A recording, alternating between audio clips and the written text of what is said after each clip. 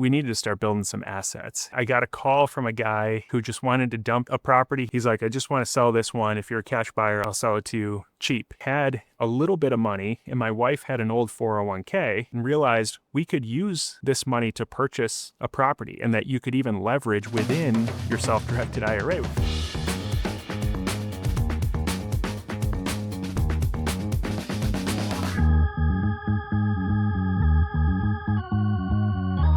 Hey everybody, welcome back to Break Free from Wall Street with Safeguard Advisors.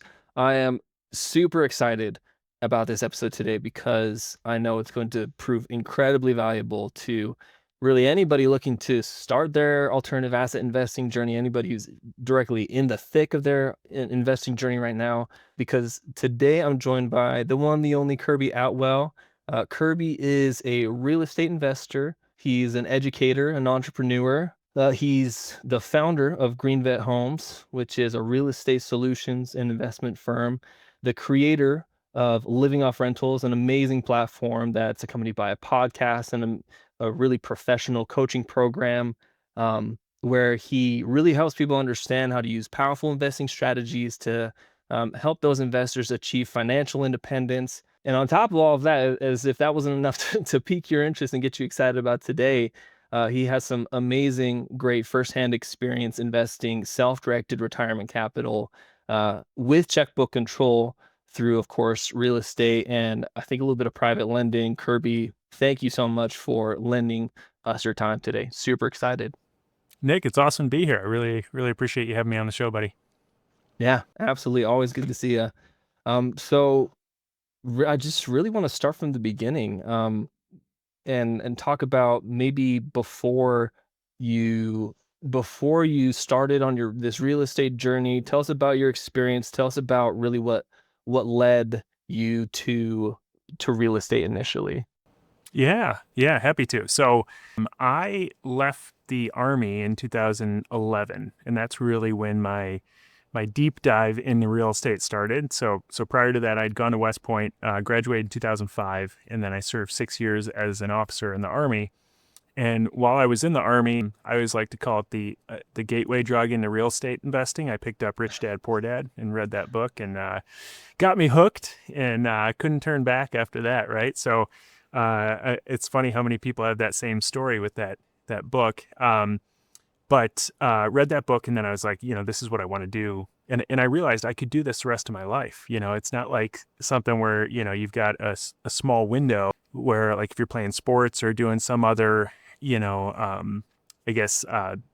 activity or job that depends on you physically, being able to perform. It's sort of like something that can be done in the background no matter what you're doing. And that was really attractive to me. So I started while I was in the Army, bought a couple rentals, and then, like I said, I got out in 2011 and had no clue what direction I was going to go, with, or what strategy I was going to go with within real estate investing. But I knew it's what I wanted to do, and so kind of just took the leap. And I was a commander in Japan. I was in charge of this Homeland Defense site, and then left Japan, came home back to Chicago, and had an appointment with a realtor to start looking at properties like 2 days after I got back home. And I was like, wow, I'm going to figure this out as I go. And that's how it started. But it was a lot of uphill climbing in the beginning, a lot of learning that needed to take place. But I'm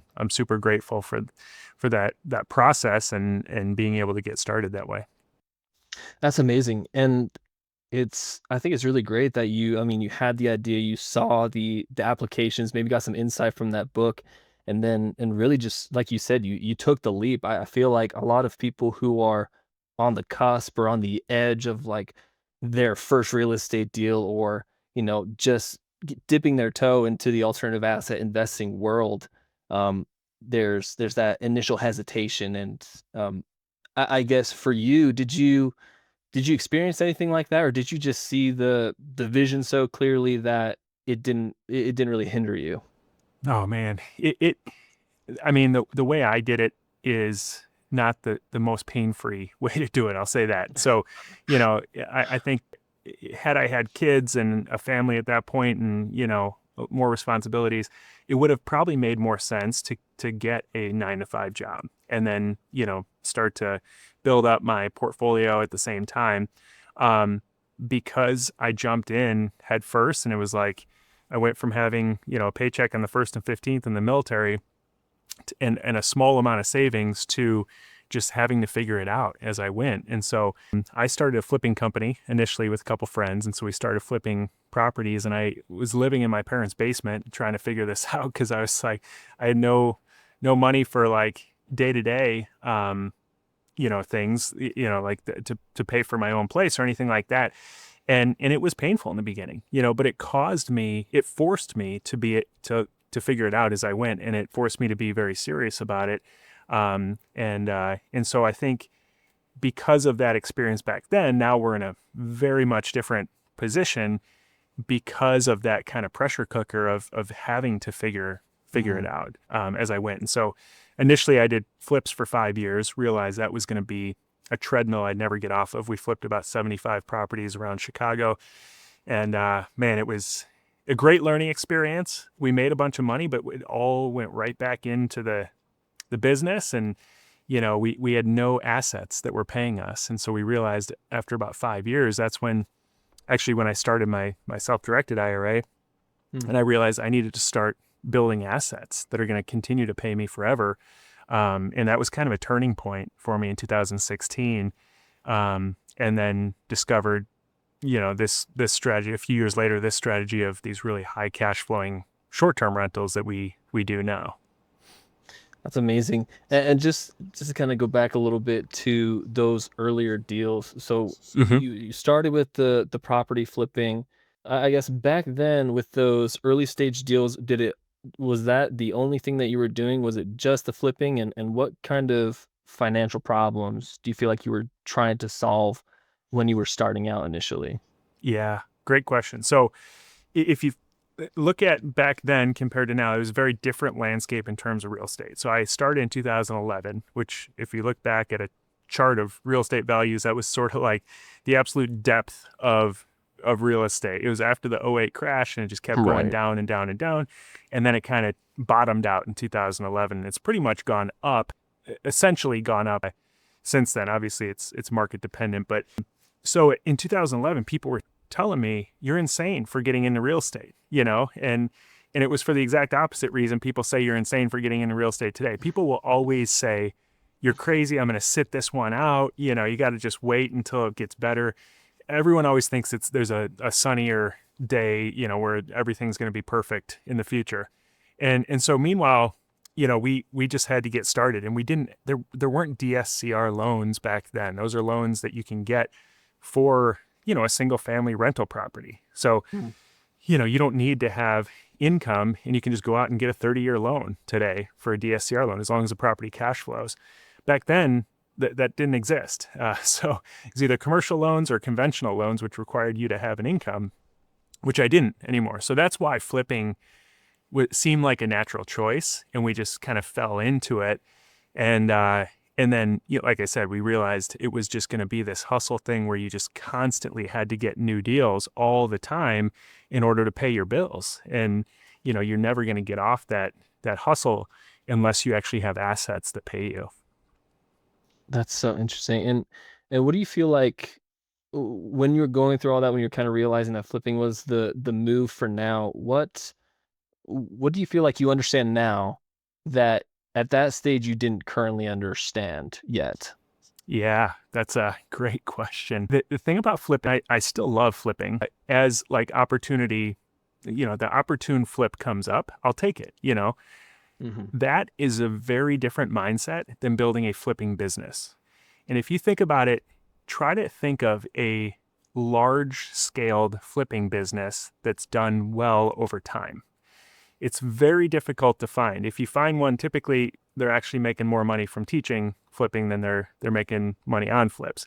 It's a very difficult thing to scale because there's so many variables that go into it. And as you scale, it requires so much more of your time because it's so time and energy intensive to manage all these rehabs. So we got to a point where as we were growing, we built out an office. We had this call center. We were doing like tens of thousands of dollars of off-market marketing on a monthly basis. And then we were getting all these calls coming in, and we were going out meeting with sellers, trying to get deals lined up. And we got to a point where we needed like 4 or 5 new deals a month just to keep paying for all this overhead, just to pay the business and pay us, to live off of a small, just enough to kind of get by. And then we were starting back over from scratch. And so what I realized is we started doing deals we shouldn't have been doing because we needed to do 4 or 5 deals to pay the bills. And so it was like, this one, doesn't quite make it, but you can fudge the numbers a little bit and justify it if you, move some things around. And so all of a sudden we've got 20, 25 deals going in different stages of rehab with millions of dollars invested, and the quality starts to diminish a little bit too, because you have so much volume happening. It's hard to monitor that many projects. And so building a business around flipping is very different than just taking a really opportune deal, because it just is a fantastic deal, and doing the occasional flip here and there. Yeah, that's super tough. I wouldn't think that it would be too much. I feel like the same principles would go directly into building your flipping business as, just being an individual flipper. That's so interesting. Yeah. You'd kind of mentioned that it was shortly after that you had first encountered this idea of investing with real estate capital. Tell us more about when that first like aha moment was, where you said, "Oh, like this, I didn't know this was possible." Yeah. With self-directed. Yeah, with self-directed retirement. Mhm. Yeah. So it was 2015, 16, kind of ended 2015, going into 2016. And I realized, we needed to start building some assets. And so my partners wanted to continue flipping, and I kind of decided, I'm going to focus more on rentals, and just basically started over from scratch. And it was a very humbling experience, but I was like, I know there's deals out there. And so I started with very basic marketing that is super cheap. And I started putting up bandit signs around, that in areas where I wanted to buy rental properties. And so I got a call from a guy who just wanted to dump a property. He had tried to sell it a couple times, that fell out of contract, and he was sick of the MLS. He's like, I just want to sell this one. If you're a cash buyer, I'll sell it to you cheap. And it was a turnkey rental. And it was in great shape. It was in Country Club Hills, Illinois, which is a south suburb of Chicago. And I'm blanking on the purchase price, but it's somewhere around like $30,000 that he wanted for this property. It's a small, 1,000 square foot 3-1. But I didn't have to do anything to it. And so I, at that time, had a little bit of money in an IRA, and my wife had an old 401k. And so I started researching it a little bit and realized we could use this money to purchase a property, and that you could even leverage within your self-directed IRA, which I had never known before. So we took my money in a regular IRA, self-directed it, and took her 401k and rolled it over into a Roth IRA, and paid a little bit of taxes on it because it was a conventional 401k. But it gave us a little bit of money. And so I took the little bit of money that I had and combined it with a loan from my aunt. She loaned money to my self-directed IRA to have enough money to buy this property. And so I bought it with cash. And immediately in this area, the reason I was targeting this area is because the rent was so high. I was targeting either HUD-VASH, which is homeless veterans on a voucher system, or Section 8, and the amounts that they were paid are the same. I had a connection with the homeless vets because I had served, so I really liked that niche. And they were paying I think it was $14.50 for rent. So I bought a $30,000 property that rented for $14.50, and I kept thinking there's got to be a catch here, but I just moved forward with it, using the the combined money from my aunt and just a little bit of money that I had in my self-directed IRA to buy in the name of my self-directed IRA, and then got a tenant in there that started paying $14.50, and all that cash just started flowing back into the IRA. And I was like, this is crazy. All of this is going to be tax-free because it's Roth, and it's just going to keep compounding on itself. And so that was really what got me to understand there's this whole world of these traditional assets out there that can grow much, much faster than your traditional if I put in a mutual fund, there's no way I would have got anywhere Right. close to that type of return. Because 2 years later, then I sold it for $80,000. So it was like Wow. multiple times what I bought it for. And at the same time, in the meantime, I was getting 1450 It's a that month. passive So income. yeah, it accelerated the growth of our IRA so much. And I realized, okay, I can consistently do this over time. And now I'm going to have this huge nest egg that's all tax free because it's in a Roth. Yeah, that's incredible. And I mean, it sounds like you kind of understood that this capital could be used, but then it wasn't till, you took that first step, you made that first deal, you had this property within your IRA that you really realized like, oh, this is actually tax-free cash flowing money, Hmm. and also, you know, tax-free money that is compounding consistently. Yeah. Um, so when with you kind of coming to that realizations, I guess when you first came into it, what did you assume that IRAs couldn't do, and I guess what changed your perspective of that? Yeah. Well, I think the biggest thing, I was like really hesitant because I kept hearing people say, oh, you got to be so careful. You're going to get slapped with this huge fine if you do this. And, one wrong move and, the IRS is going to be beating down your door and you're going to, lose all your money. And so there's like all these horror stories from people who, a lot of them I realized actually have never done it. They're Mm. just kind of like, they like to bask in that fear. Um, and they like to get other people riled up as well. Um, and then I realized, okay, yeah, there are rules around it, but there's also thousands upon thousands of people out there doing this very successfully. So if I just follow the rules, which are pretty basic, I mean, it kind of just goes back to common sense around like it can't benefit you today.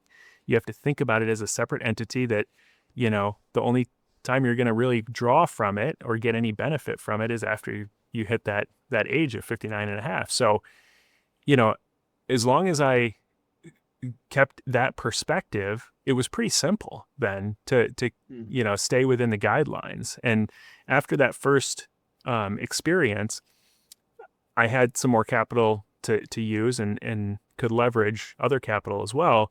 And so then I was kind of off to the races with both my wife's account and my account, and we started investing in other things like notes, and I invested in own some stake in a couple different businesses that I've invested in that friends have started.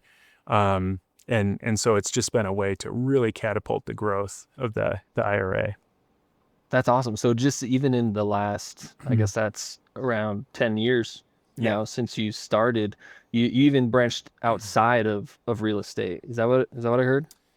Yeah. So it's kind of interesting. Initially, I was like, okay, I'm going to build up a portfolio in my self-directed IRA.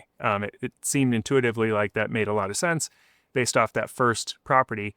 Then I bought a different property that was a little bit higher price point, a little bit less cash flow. And I realized there's actually a lot of management that I need to do to own this property, but I'm not receiving any of the benefit of that right now. I will down Mm. the road, but I needed cash flow. I was in a phase of my life where I was trying to build up cash flow as much as possible after flipping. So I realized, and also the other thing was the tax benefits. Like you can't, depreciate that asset when it's in your self-directed IRA. So I Mm. realized going forward, buying more properties like that first one that are really low cost, really high cash flowing that I think are going to, appreciate over time.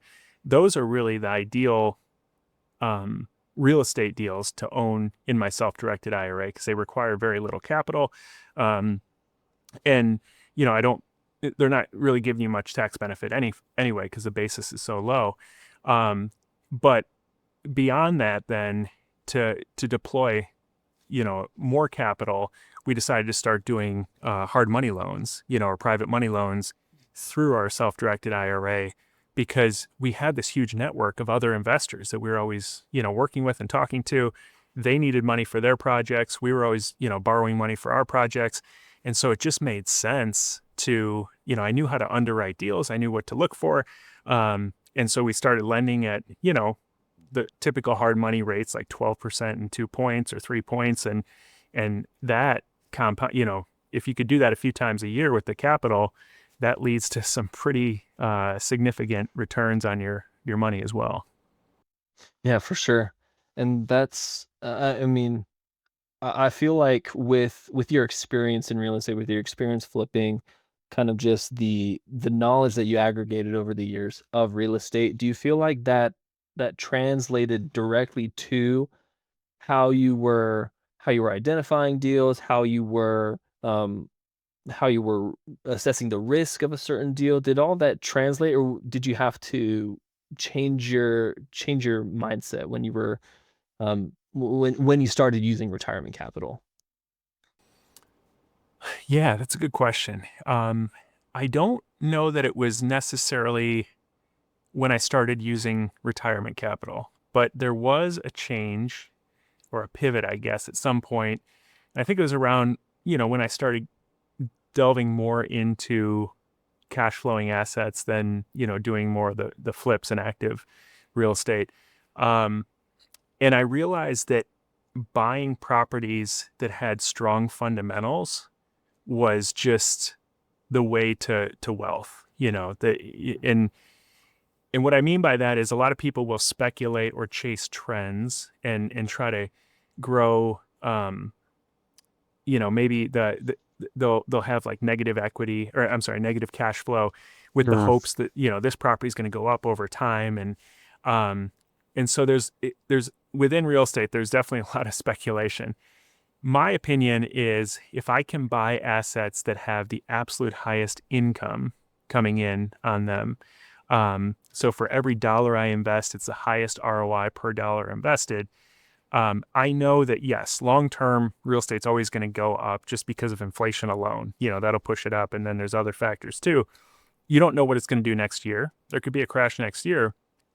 But if I have, we specialize in buying small multi-unit short-term rentals. So, 2 or 3 units of short-term rentals. So if I buy a relatively affordable 3 unit that cash flows several $1,000s a month, which is extremely doable, I don't care. If the market went to 20% of what it's worth today, tomorrow, I'm still financially free. I still have thousands of dollars coming in on a monthly basis. And in a worst case scenario, that deal still works really well as a long-term rental, as a backup. So it's like, we're always going to need long-term rentals, unless if we don't, there's some major, much bigger issue going on. Oh, sure. So the fundamentals of that type of investment are just so much stronger than, you see people buying short-term rentals in, these destination cities where it's like super inflated and they're like making no cash flow, but they're like, oh, but it's gone up a lot. And so I hope it goes up next year because, in the meantime, I'm losing money every month, or, things like that. It just, I buy based off of sound fundamentals, and I think that always wins. And so if you can add those type of assets to your self-directed IRA and outside of your self-directed IRA, it Mm. just, every time you buy one, it just adds more cash flow and more a stronger balance sheet over time. Yeah, and I think that's kind of like you said, incredibly valuable that you can take that, that methodology, that strategy that you had that has worked with your personal funds, and you can apply that directly to, your retirement capital, and really just Uh-huh. take capital that's on the sidelines, that's tax advantaged, and use those same strategies, that same knowledge that you've collected over the years. I really love Yeah. that. Yeah. Um, Yeah. And that's a great point too. I would caution people.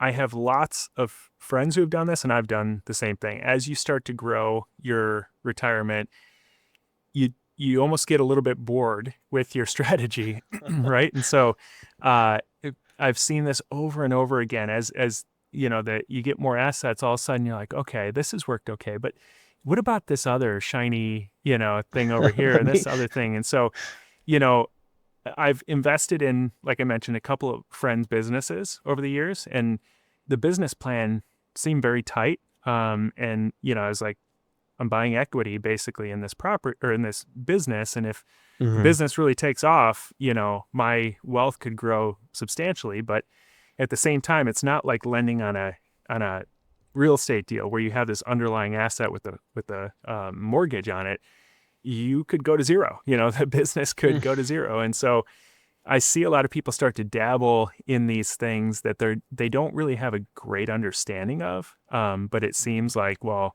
I've been successful in this other sector or this other type of investing, so I'm sure that'll translate over here. And I've just seen a lot of people lose money. So to your point, like, I would say pick a strategy, try different strategies for sure in the beginning. There's always a testing phase, but once you figure out your strategy, go deep. And there's so much more benefit, in my opinion, a compounding benefit by doing reps over and over and over again and being the best at one strategy Hmm. than there is at jumping around to hopefully speculating on the next big thing.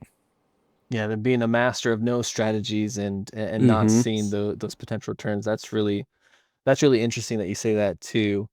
Another thing that I kind of want to get your insight on. I think you've had the experience of both self-directing retirement funds where a custodian is directly custodying your assets, and a different model which is referred to as checkbook control. And for those of you listening at home, just a really quick overview.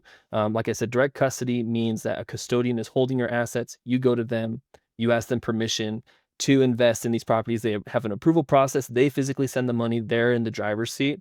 And checkbook control really does the opposite. You have an entity that puts you in the driver's seat and gives you control. So with your experience and being able to see, both of those experiences side by side, so to speak, um, tell me about the first self-directed deal that was maybe uh, you know direct custody, and then why you eventually moved to a checkbook controlled structure. Yeah. Yeah, it's a great question. And yes, I've had both, and I can tell you the checkbook control has been night and day difference, so much easier to work with. So before working with, right now, my funds are at Solera Bank, Hmm. and I, work with you guys to get everything in place. And I've been with Solera now for, man, I think it's 3 years. But prior to that, they were with a different, I won't say their name because they've been purchased by several different companies and changed names Sure. several times. But it was directly with the custodian. And as you said, like, so it was in their account. And anytime I wanted to make an investment, it was like I had to jump through 20 different hoops and, I mean, practically give them a blood sample to allow, for them to release my money, Right. and uh and so it took a long time, and sometimes I would miss out on investments because uh somebody needed to close quickly, and that was sort of the advantage of why they're willing to pay a premium on the funds. And it was an easy process, but it wasn't an easy process because this custodian was making it very difficult. So instead, I moved it over to Solera, where I have an LLC now, and I have a bank account within that LLC, or it's a business bank account under that LLC, where all the funds sit. And if I'm going to make a loan, all I have to do is wire over the fund. I create a loan contract or a promissory note, and then wire over the funds to the borrower, and that's the extent of it. So much more independent. There's less checks and balances in place. So you do have to, again, make sure you're adhering to the basic rules. But as long as you do that, it's a much better system, so much more efficient. And then also from a fees perspective too, it was just like they were charging me so much because it was based on the balance. And so as the balance grew, the fees got out of control, to where, it just made it to where I was, I, I was paying a lot in fees. And so I wanted to get to, a place where it was just a easy flat fee that I paid, just to, have the ability to have a self-directed IRA, but it wasn't going to be outrageous. Yeah, absolutely. Yeah, having the control, I think, like you mentioned, is really important for a lot of moments when you're investing. But not only that, like you mentioned, having constant custodial fees, just to give people an idea. Like you mentioned, there's fees for them holding your assets. There's typically fees for processing an investment, for moving money from one account to another, and that starts to eat into that initial cash flow and that, that really that cash machine that you've built. Um, so when you're looking at that, I guess how did that play into like an evolving strategy for you going from this direct custody model to checkbook control? Um, I don't know if it changed what I was investing in much. I mean, but it just changed the efficiency of it and it changed my Mm. returns because I was able to ensure that, I could do the loans that I needed to do. I didn't have to pass up on a loan because somebody was like, my other lender walked out on me last minute. I'm sitting here at the closing table and this, I think, especially hard money lenders and, some of these I guess less mid-size institutional lenders, sometimes they don't have their underwriting dialed in and their processes, and so they'll promise something and then all of a sudden last minute, it's the borrower gets to the closing table and they're like, no, you don't have enough experience for us to lend to you, or you don't, this one doesn't qualify because of something we missed, and then they just walk away. And so I was in a position where I could jump in and help these people to still move forward with the deal. And so that's happened numerous times. And so you have to be in a flexible and efficient system to be able to take advantage of those things. And as a result, it's led to a lot higher ROI for us. That's incredible.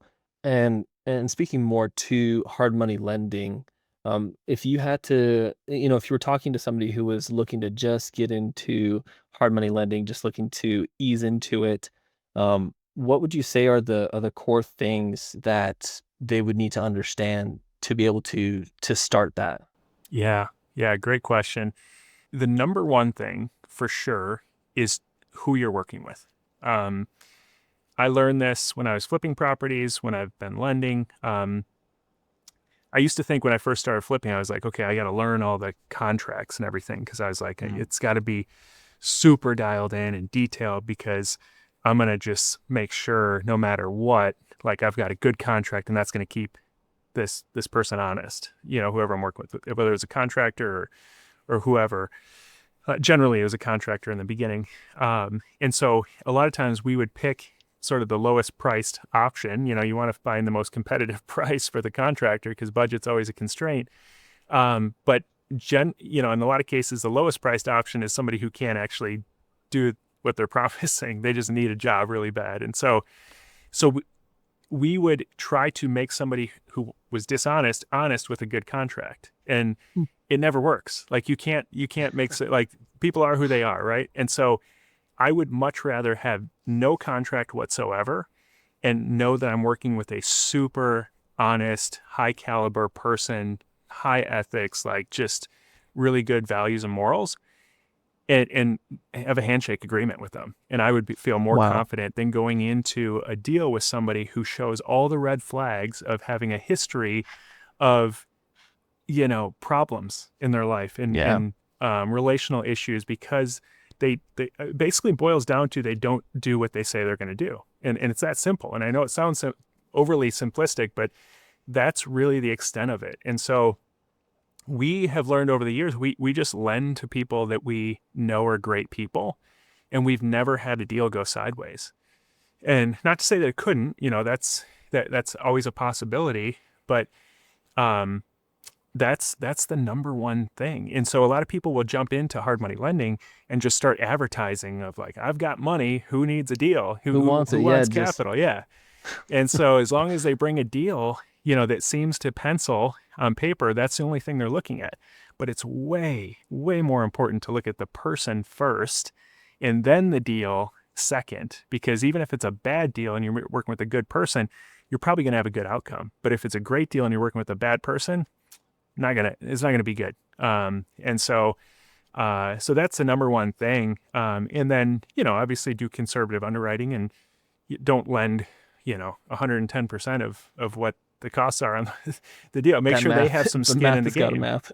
Exactly. If they have skin in the game, they're not going to throw the keys on the counter when the going gets tough. they're going to figure out a solution and make sure that they get this deal to the end state, and that it turns out okay. So yeah, so I think those two things are probably the biggest.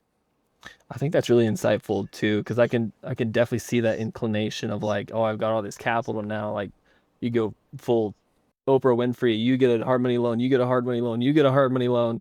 But you say it's simple, but I think we find the most powerful truths in simple things. Yeah, And I think that simple truth of working with people who, like you said, are gonna who say what they mean and mean what they say is incredibly valuable in not only investing but a lot of aspects. Um, yeah.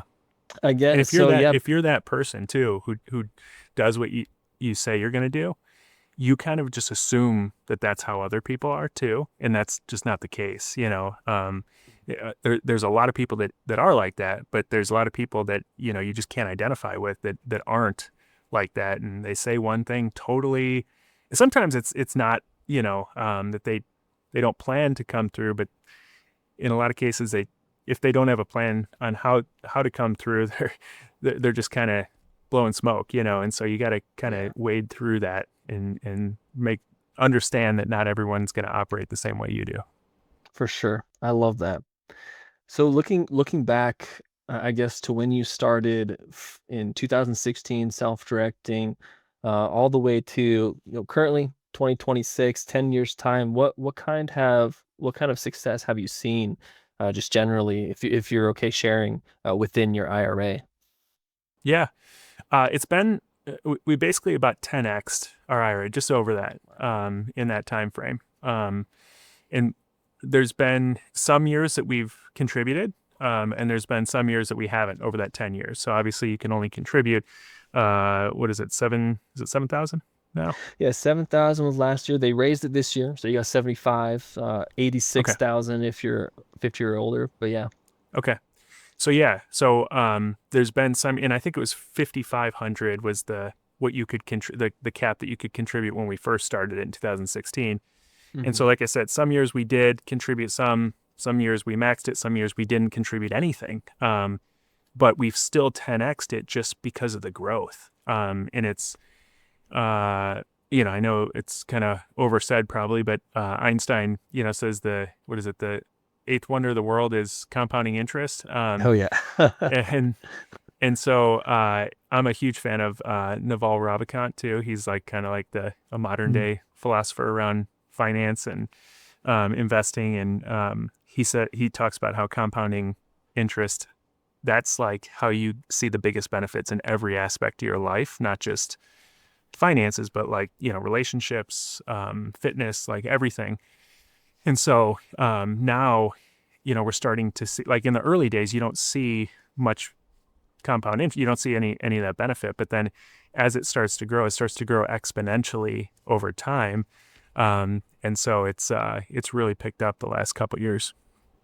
That's incredible, and something that maybe, maybe is not attainable in the public markets with your conventional assets, but definitely something, not that it's for everybody, but definitely something that if you have the knowledge, if you have the skill set, and if you have the ability, and if you can keep in mind some pretty simple rules, it's something that can be life-changing and can really help you generate wealth. I think that's incredible. I think your story is also really inspiring to a lot of people, who are just looking to get into it, who maybe have the same type of experience that you do, the same type of knowledge, and can ultimately do the same thing that you did. Um, Yeah. that's awesome. Yeah. And it's the cool thing is it's there, but at the same time, we've been growing our short-term rental portfolio outside of Yeah. the IRA through this strategy that I was talking about of higher cash flowing, small multi-unit short-term rentals. So that is really what we look at as our retirement. We live off that now. I don't work a full-time job like it's plenty of cash flow to pay our bills. But yet we're still continuing to grow this tax-free nest egg. Or after-tax nest egg, however you want to call it, but it's not going to be Mhm. taxed in retirement. That if we needed it for some reason, we could, but this cash flow doesn't go away once we retire. Like It's not like if you have a W-2 job, then you're going to end that at some point and then you have to dip into your retirement accounts. But if you're growing the real estate portfolio outside at the same time, then that cash flow will continue on through retirement. So we don't know if we're ever even going to need it, but the great thing is you can pass the Roth IRA on to your family if you need to. So Hmm. it leaves you in a really good position.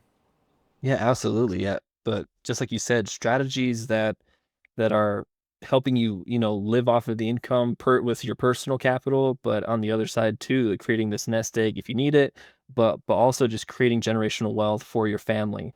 Being able to Yeah. pass down that legacy of what you built, I think is really powerful. And that kind of leads me into with you talking about the personal side of things too. I really do want to hear more about Green Vet Homes, and what led you to start Green Vet Homes, and what that looks like, and tell the people what you're doing with this awesome company.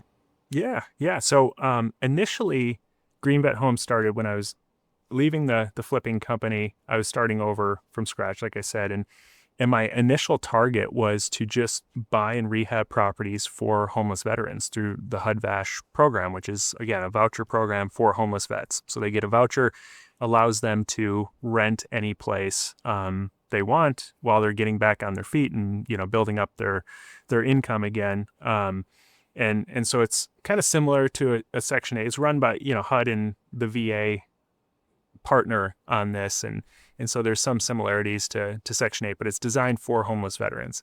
And so I started building a portfolio of properties in the south suburbs with this particular, using this particular strategy, and it was super fulfilling. It was great. And I think, the downside that most people point to is they're like, well, I've got a homeless vet in here who's, probably has some addiction issues or PTSD or whatever caused them to become homeless. And so I don't want to, they feel like it's high risk. As a veteran myself, I kind of built rapport with each tenant. And so as I was building this portfolio, I knew each of their names. I would stop by. I think I de-risked the investments that way, as opposed to somebody who just kind of had a distant property manager in place.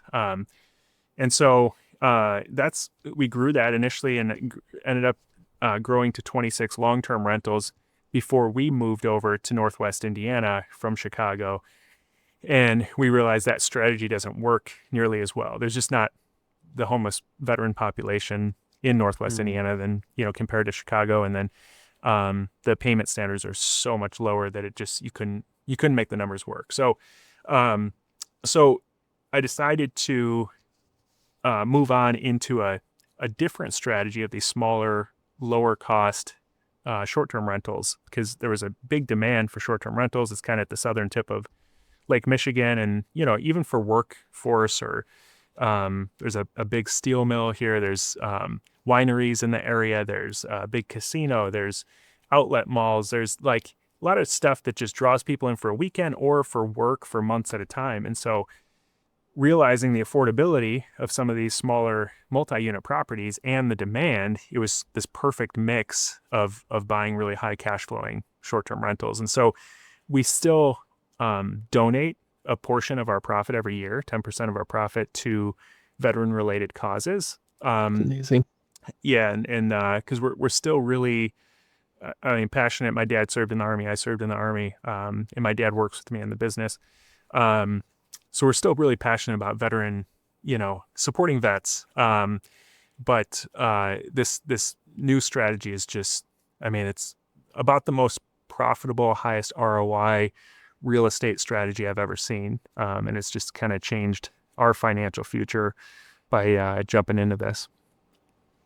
Yeah, and that's amazing that you still, while you may not be working with veterans as much, you still have that opportunity to give back. I really think that's awesome, and really inspiring. And thank you for your service. And I think it's just just when you have that that passion from the personal experiences that you've had, and you bring that into, the working aspects of your life. I think that's very, um I think that can be very beneficial and be a really great driving force for you. That's really great. And kind of jumping over to your other platform, we kind of mentioned that at the beginning, you have this living off rentals platform where you have a great podcast, an amazing coaching program. Tell us, at what point do you feel like you had people that were coming to you and being like, "Hey, can you like tell me what you're doing here? Yeah. Teach me about what's going on?" Yeah, that's a great question. And it was very organic like that. Back in it was late 2019, kind of going into 2020. I'm big on like setting goals and creating a vision for your life. Really, I think that's super important to understand like a clear vision of what if you were living your ideal life, what that would look like. And so I was kind of doing that. It was a turn of the decade, and so I was like, okay, 10 years from now, what do I want in my life? And I really realized I enjoyed, sharing what it was that I was doing with people and having conversations with like-minded people like this, where we get to just talk about, different concepts and things that are, I nerd out on, and so I decided I wanted to start a podcast where I could just share and it kind of would open up conversations. And then, started at the same time, I started a Facebook group where there's conversations kind of happening organically, and I started a YouTube channel. So it was really a multifaceted platform. And I decided, you know what? I don't care how small it starts. Like my first episode, I think it was my mom who downloaded it like 3 times and then maybe one or two other people. But I probably had like 5 downloads. And now today man, I think there's like 300,000 downloads or something Oh, like that's that. And crazy. but it was just from doing it once a week and just trying it out and committing to it. I think that's the biggest thing. Um, and then after several years of that, people started approaching me more and more saying, okay, this is great what you're sharing, but can you share more of the detailed, like step by step of how it works? And so that's when I started a program that, I've worked with hundreds of people through at this point, to teach them how to get their first super high cash flowing short-term rental, which is different than the vacation rental in Gatlinburg or on the beach. It's, a lot of those don't really cash flow and they're flashy and sexy, but um, the fundamentals are off in a lot of cases. These are really sound, fundamentally strong properties that cash flow really well. And so it's step by step through that. And it was really just born out of conversations I was having with people, and people were asking me for that step by step process. That's great, and I feel like you don't realize how many people 300,000 people is. A couple years ago, I went to a concert in and I'm spacing on the name, but the Raiders stadium, Oh yeah. and it seats 60,000 people, and you're looking around, and you're like, this is 60,000 people. Like you just don't get like a really good like concept visually of what that looks like, but being able to have that community that you've built of 3,000 people, that's massive. And I feel like you don't really ever get a chance, because it is more traditionally online. You don't ever get a chance to see that scope of what Yeah. you've built back. But I think that's really incredible. Yeah. Yeah, that's true. When you're podcasting, you're talking to a microphone, you have no idea how many people are going to listen to that, or, the impact it's going to have until later on, when people come back and say, hey, that really helped me. And it's funny because it's a lot of times it's like somebody who comes back and they're like, hey, I heard you in 2021 or 2022 say this thing that kind of like shifted my mind and made me decide to go out and get started. So maybe it's like somebody listening to this and they're like, I'm going to start my self-directed IRA today. And then 10 years from now, they'll come back and say, hey, it was that shift in my mindset that got me started with it. So thank you for that. And that's super fulfilling, but you don't know that that's happening in real time. Right. It's in retrospect. So you really got to stay consistent with it and know that, yeah, it's gonna have a positive impact. For sure. And I think that a lot of people are going to find this incredibly valuable, just with all the insight and experience you bring.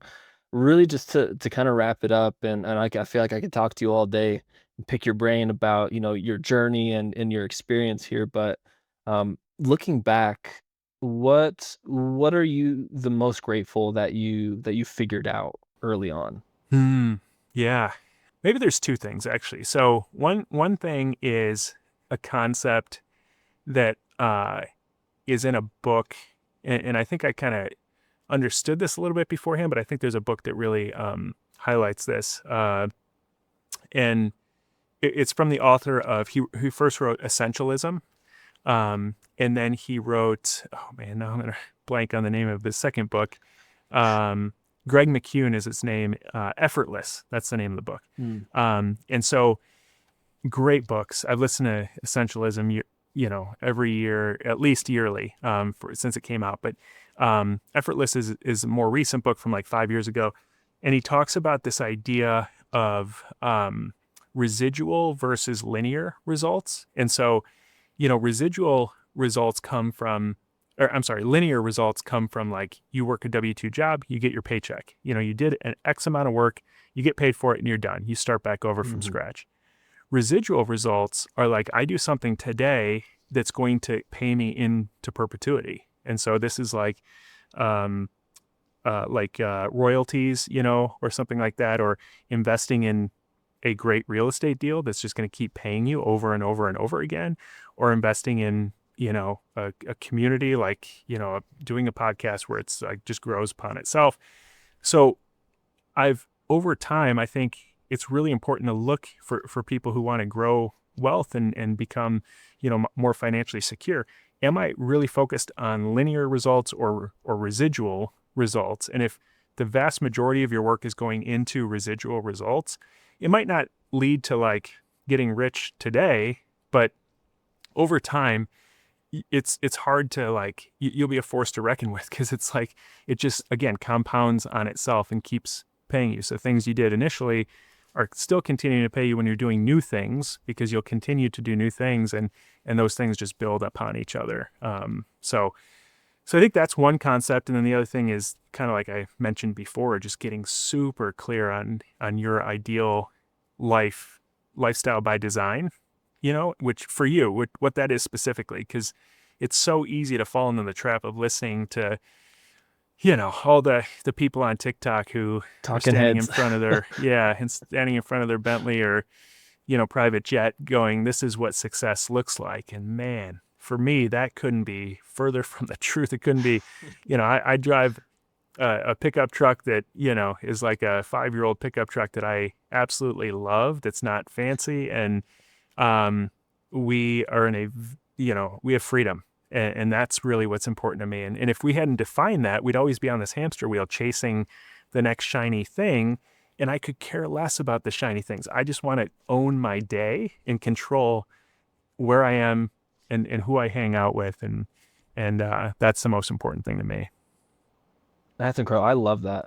I've never read that book, but I'm definitely going to give it a listen now. But that concept of residual results, they, like you said, they just have this longevity that you're not going to get and you're not going to see from, like you mentioned, anything that's creating these linear results, and it just compounds, Yeah. and it's so powerful.